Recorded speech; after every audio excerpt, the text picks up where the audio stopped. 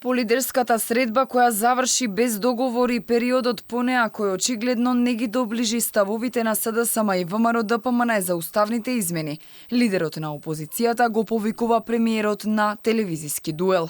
За да не навлегува во различни толкувања на ставовите, Мицкоски му фрли ракавица на Ковачевски, јавно да ги соочат аргументите. Човекот е кукавица, човекот е киднапиран домазет во својата влада, се плаши да оди на избори, се плаши да излезе на ТВ дуел. Таква е оваа политичка матрица на овие луѓе. Освен тоа што уште некое време ќе бидат таму каде што се, јас не очекувам било каква креативност.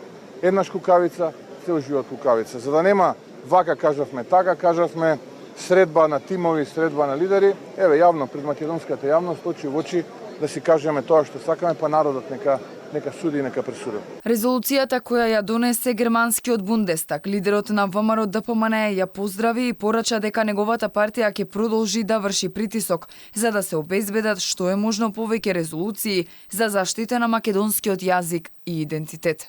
Секоја таква резолуција е добре дојдена. Ние ја прегрнуваме.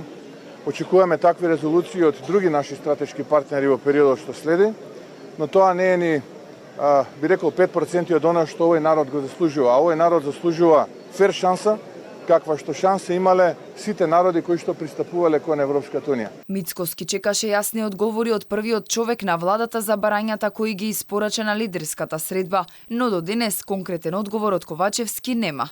Само преку медиумите порача дека е прифатливо за нив ВМРО ДПМН да влезе во владата, но дека е невозможно доколку се направат уставните измени, истите да важат по влегувањето на Македонија во Европската унија. А токму ова барање и гаранција од европските институции за македонскиот многовековен идентитет и јазик се главните услови на опозицијската ВМРО ДПМН. Процесот и покрај лидерската останува заглавен, со оглед на тоа што власта нема двотретинско мнозинство. Според опозицијата, во ваков случај кога нивните барања не се во целост прифатливи, решението се предвремени избори.